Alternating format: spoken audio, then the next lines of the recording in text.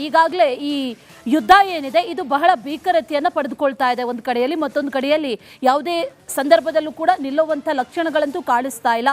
ಒಂದು ಕಡೆಯಲ್ಲಿ ದಾಳಿ ಪ್ರತಿದಾಳಿಗಳು ಮುಂದುವರೆದ್ರೆ ಮತ್ತೊಂದು ಕಡೆಯಲ್ಲಿ ಸೇಡಿನ ಸಮರ ಮುಂದುವರಿಯುವಂಥ ಎಲ್ಲ ಸೂಚನೆಗಳು ಇದೆ. ಅಮೆರಿಕ ಮತ್ತು ಇಸ್ರೇಲ್ ವಿರುದ್ಧ ಈಗ ಇರಾನ್ ಸೇಡಿನ ಸಮರವನ್ನು ಸಾರಿದೆ. ದೋಹಾದ ಮೇಲೆ ಸಿಡಿದೆದ್ದಿದೆ ಇರಾನ್.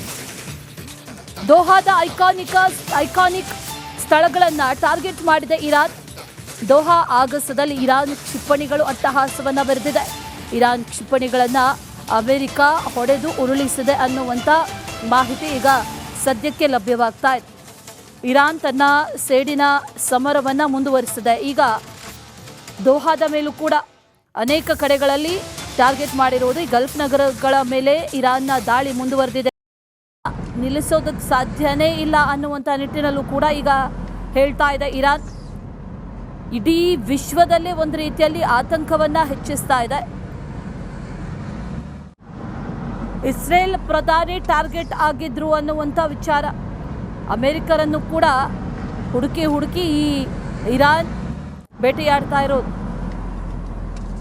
ದಾಳಿಗಳು ಮುಂದುವರೆದಿದೆ. ಅದರ ಜೊತೆಲಿ ಆ ದಾಳಿಯ ಭೀಕರತೆ ಎಷ್ಟಿದೆ ಅನ್ನೋದನ್ನು ಕೂಡ ವಿಜುವಲ್ಸ್ ಅಲ್ಲಿ ಬಹಳ ಕಡೆಗಳಲ್ಲಿ ಗಮನಿಸ್ತಾ ಇದ್ದೀವಿ. ಎಲ್ಲಿ ನೋಡಿದ್ರು ಕೂಡ ದಟ್ಟವಾದಂತಹ ಹೊಗೆ ಆವರಿಸಿರುವಂತಹ ಆಕಾಶ ಅಷ್ಟೇ ಕಾಣಿಸುತ್ತೆ. ಈ ಮಧ್ಯಪ್ರಾಚ್ಯದ ಪ್ರದೇಶಗಳಲ್ಲಿ ಎಲ್ಲಿ ನೋಡಿದ್ರು ಒಂದೆರಡು ಮೂರು ಕಡೆಗಳಲ್ಲಿ ಇಂಥದ್ದೇ ದೃಶ್ಯಗಳು ಕಂಡು ಬರ್ತಾ ಇರೋದು. ಪ್ರತೀಕಾರದ ಜ್ವಾಲೆ ಇನ್ನೂ ಕೂಡ ಹೆಚ್ಚಾಗ್ತಾ ಇದೆ. ಇರಾನ್ಗೆ ಒಂದು ರೀತಿಯಲ್ಲಿ ಮಾಡು ಇಲ್ಲವೇ ಮಡಿ ಅನ್ನುವಂಥ ರೀತಿಯ ಯುದ್ಧ ಇದೆ. ಹಾಗಾಗಿ ಒಂದಷ್ಟು ಟಾರ್ಗೆಟ್ಗಳನ್ನು ಸೆಟ್ ಮಾಡಿಕೊಂಡಿದೆ. ಆ ಟಾರ್ಗೆಟ್ಗಳನ್ನು ಈಗ ಧ್ವಂಸ ಮಾಡಬೇಕು ಅನ್ನುವಂಥ ನಿಟ್ಟಿನಲ್ಲಿ ಈಗ ದಾಳಿಯನ್ನು ಮಾಡೋದಕ್ಕೆ ಮುಂದಾಗಿದೆ. ಇರಾನ್ ದಾಳಿಯ ಬಳಿಕ ಅಮೆರಿಕಾದಿಂದಲೂ ಕೂಡ ಪ್ರತಿದಾಳಿಗಳು ನಡೀತಾ ಇದೆ. ಇರಾನ್ ಇದೆಲ್ಲದಕ್ಕೂ ಕೂಡ ಬೆಲೆ ತೆರಬೇಕಾಗುತ್ತೆ ಅಂತ ಅಮೆರಿಕ ಹೇಳ್ತಾ ಇದ್ರು ಕೂಡ ಇರಾನ್ ಅದು ಯಾವುದಕ್ಕೂ ತಲೆ ಕೆಡಿಸ್ಕೊಳ್ತಾ ಇಲ್ಲ. ಪ್ರಮುಖ ಟಾರ್ಗೆಟ್ ಇರೋದೇ ಅಮೆರಿಕಾದ ನೆಲೆಗಳು. ಎಲ್ಲೆಲ್ಲಿ ಅಮೆರಿಕ ತನ್ನ ವಾಯುನೆಲೆ ಆಗಿರ್ಬೋದು, ಜೊತೆಗೆ ನೌಕಾ ನೆಲೆಗಳನ್ನು ಮಾಡಿದೆಯೋ ಅದೆಲ್ಲವನ್ನು ಕೂಡ ಧ್ವಂಸ ಮಾಡುವಂಥ ನಿಟ್ಟಿನಲ್ಲಿ ಇರಾನ್ ಈಗ ಕಾರ್ಯಾಚರಣೆಯನ್ನು ನಡೆಸ್ತಾ ಇದೆ. ಸೇಡಿನ ರಣಕಹಳೆ ಇನ್ನೂ ಹೆಚ್ಚಾಗ್ತಾ ಇರುವಂತೆ ಕಾಣಿಸ್ತಾ ಇದೆ. ಕಮ್ಮಿ ಅಂತೂ ಆಗ್ತಾ ಇಲ್ಲ. ನಿಲ್ಲುವಂಥ ಲಕ್ಷಣಗಳಂತೂ ಕಾಣಿಸ್ತಾ ಇಲ್ಲ. ಯಾವುದೇ ರೀತಿಯ ಸೂಚನೆಗಳು ಕೂಡ ಈಗ ಕಾಣಿಸ್ತಾ ಇಲ್ಲ. ಆದರೆ ಇದೆಲ್ಲದರ ಪರಿಣಾಮ ಜನರ ಮೇಲೆ ಆಗ್ತಾ ಇದೆ. ಅಲ್ಲಿರುವಂತಹ ಜನರು, ನಾಗರಿಕರು ಎಲ್ಲರೂ ಕೂಡ ಬಹಳ ತೊಂದರೆಯನ್ನು ಅನುಭವಿಸ್ತಾ ಇದ್ದಾರೆ. ಅನೇಕರ ಸಾವಿಗೂ ಕೂಡ ಕಾರಣ ಆಗ್ತಾ ಇದೆ. ಇದೆಲ್ಲವೂ ಕೂಡ ಒಂದು ಕಡೆ ಆದರೆ ಮತ್ತೊಂದು ಕಡೆಯಲ್ಲಿ ಇರಾನ್ ತನ್ನ ಪ್ರತೀಕಾರವನ್ನು ತೀರಿಸ್ಕೊಳ್ತೀನಿ ಅನ್ನುವಂಥ ನಿಟ್ಟಿನಲ್ಲೂ ಕೂಡ ಹೇಳ್ತಾ ಇರೋದು. ಜಗತ್ತನ್ನೇ ಒಂದು ರೀತಿಯಲ್ಲಿ ಮಹಾಯುದ್ಧಕ್ಕೆ ತಳ್ಳುತ್ತಾ ಇದೆ ಇರಾನ್. ಕೇವಲ ಇರಾನ್ ಮಾತ್ರ ಅಲ್ಲ, ಈ ಕಡೆಯಿಂದ ನಡೀತಾ ಇರುವಂಥ ಅಮೆರಿಕ ಹಾಗೂ ಇಸ್ರೇಲ್ನ ಜಂಟಿ ದಾಳಿ, ಖಮೇನಿಯ ಅಂತ್ಯದ ನಂತರದಲ್ಲಿ ಇರಾನ್ ಅಕ್ಷರಶಃ ರುಚಿಗೆದ್ದಿರೋದು. ಆ ನಂತರದಲ್ಲಿ ಈ ಪ್ರತೀಕಾರವನ್ನ, ಈ ಸಾವಿಗೆ ಹತ್ಯೆಗೆ ಕಾರಣರಾದವರನ್ನ, ಜೊತೆಗೆ ಈ ಹತ್ಯೆಗೆ ಬೆಲೆ ತೆರಬೇಕಾಗುತ್ತೆ ಅಮೆರಿಕ ಅನ್ನೋದನ್ನು ಕೂಡ ಇರಾನ್ ಈಗಾಗಲೇ ಸಾರಿ ಹೇಳ್ತಾ ಇದೆ. ಎಲ್ಲ ಕಡೆಗಳಲ್ಲೂ ಕೂಡ ಮಿಲಿಟರಿ ಆಗಿರ್ಬೋದು ಅಥವಾ ಇನ್ನಿತರ ಕಡೆಗಳಲ್ಲೂ ಕೂಡ ಇರಾನ್ ಯುದ್ಧವನ್ನು ಮುಂದುವರಿಸಿದೆ. ಅನೇಕ ಕಡೆಗಳಲ್ಲಿ ಈಗಾಗಲೇ ಇರಾನ್ ಟಾರ್ಗೆಟ್ ಮಾಡಿಕೊಂಡಿರೋದು. ಅನೇಕ ಕಡೆಗಳಲ್ಲಿ ಉಲ್ಲಂಘನೆ ಆಗಿದೆ ಅಂತ ಹೇಳಿದ್ರು ಕೂಡ, ಈ ಒಪ್ಪಂದಗಳ ಉಲ್ಲಂಘನೆ ಆಗಿದ್ರೂ ಕೂಡ ಅದನ್ನು ಕೂಡ ಕೇರ್ ಮಾಡದೆ ಈಗ ಇರಾನ್ ದಾಳಿಯನ್ನು ಮುಂದುವರಿಸಿದೆ.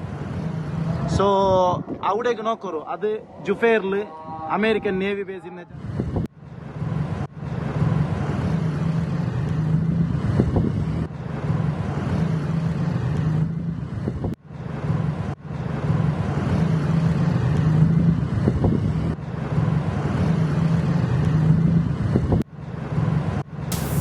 ಈಗಾಗಲೇ ಈ ಯುದ್ಧ ಏನಿದೆ ಇದು ಬಹಳ ಭೀಕರತೆಯನ್ನು ಪಡೆದುಕೊಳ್ತಾ ಇದೆ. ಒಂದು ಕಡೆಯಲ್ಲಿ ಮತ್ತೊಂದು ಕಡೆಯಲ್ಲಿ ಯಾವುದೇ ಸಂದರ್ಭದಲ್ಲೂ ಕೂಡ ನಿಲ್ಲುವಂಥ ಲಕ್ಷಣಗಳಂತೂ ಕಾಣಿಸ್ತಾ ಇಲ್ಲ. ಒಂದು ಕಡೆಯಲ್ಲಿ ದಾಳಿ ಪ್ರತಿದಾಳಿಗಳು ಮುಂದುವರೆದ್ರೆ ಮತ್ತೊಂದು ಕಡೆಯಲ್ಲಿ ಸೇಡಿನ ಸಮರ ಮುಂದುವರಿಯುವಂಥ ಎಲ್ಲ ಸೂಚನೆಗಳು ಇದೆ. ಅಮೆರಿಕ ಮತ್ತು ಇಸ್ರೇಲ್ ವಿರುದ್ಧ ಈಗ ಇರಾನ್ ಸೇಡಿನ ಸಮರವನ್ನು ಸಾರಿದೆ. ದೋಹಾದ ಮೇಲೆ ಸಿಡಿದೆದ್ದಿದೆ ಇರಾನ್. ದೋಹಾದ ಐಕಾನಿಕ್ ಸ್ಥಳಗಳನ್ನು ಟಾರ್ಗೆಟ್ ಮಾಡಿದೆ ಇರಾನ್. ದೋಹಾ ಆಗಸದಲ್ಲಿ ಇರಾನ್ ಕ್ಷಿಪಣಿಗಳು ಅಟ್ಟಹಾಸವನ್ನು ಬರೆದಿದೆ. ಇರಾನ್ ಕ್ಷಿಪಣಿಗಳನ್ನು ಅಮೆರಿಕ ಹೊಡೆದು ಉರುಳಿಸಿದೆ ಅನ್ನುವಂಥ ಮಾಹಿತಿ ಈಗ ಸದ್ಯಕ್ಕೆ ಲಭ್ಯವಾಗ್ತಾ ಇದೆ.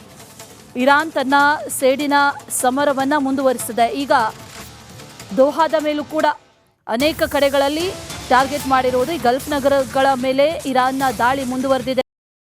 ನಿಲ್ಲಿಸೋದಕ್ಕೆ ಸಾಧ್ಯನೇ ಇಲ್ಲ ಅನ್ನುವಂಥ ನಿಟ್ಟಿನಲ್ಲೂ ಕೂಡ ಈಗ ಹೇಳ್ತಾ ಇದೆ ಇರಾನ್. ಇಡೀ ವಿಶ್ವದಲ್ಲೇ ಒಂದು ರೀತಿಯಲ್ಲಿ ಆತಂಕವನ್ನ ಹೆಚ್ಚಿಸ್ತಾ ಇದೆ. ಇಸ್ರೇಲ್ ಪ್ರಧಾನಿ ಟಾರ್ಗೆಟ್ ಆಗಿದ್ರು ಅನ್ನುವಂಥ ವಿಚಾರ, ಅಮೆರಿಕರನ್ನು ಕೂಡ ಹುಡುಕಿ ಈ ಇರಾನ್ ಬೇಟೆಯಾಡ್ತಾ ಇರೋದು. ದಾಳಿಗಳು ಮುಂದುವರೆದಿದೆ. ಅದರ ಜೊತೆಲಿ ಆ ದಾಳಿಯ ಭೀಕರತೆ ಎಷ್ಟಿದೆ ಅನ್ನೋದನ್ನು ಕೂಡ ವಿಜುವಲ್ಸ್ ಅಲ್ಲಿ ಬಹಳ ಕಡೆಗಳಲ್ಲಿ ಗಮನಿಸ್ತಾ ಇದ್ದೀವಿ. ಎಲ್ಲಿ ನೋಡಿದ್ರು ಕೂಡ ದಟ್ಟವಾದಂತಹ ಹೊಗೆ ಆವರಿಸಿರುವಂತಹ ಆಕಾಶ ಅಷ್ಟೇ ಕಾಣಿಸುತ್ತೆ. ಈ ಮಧ್ಯಪ್ರಾಚ್ಯದ ಪ್ರದೇಶಗಳಲ್ಲಿ ಎಲ್ಲಿ ನೋಡಿದ್ರು ಒಂದೆರಡು ಮೂರು ಕಡೆಗಳಲ್ಲಿ ಇಂಥದ್ದೇ ದೃಶ್ಯಗಳು ಕಂಡು ಬರ್ತಾ ಇರೋದು. ಪ್ರತೀಕಾರದ ಜ್ವಾಲೆ ಇನ್ನೂ ಕೂಡ ಹೆಚ್ಚಾಗ್ತಾ ಇದೆ.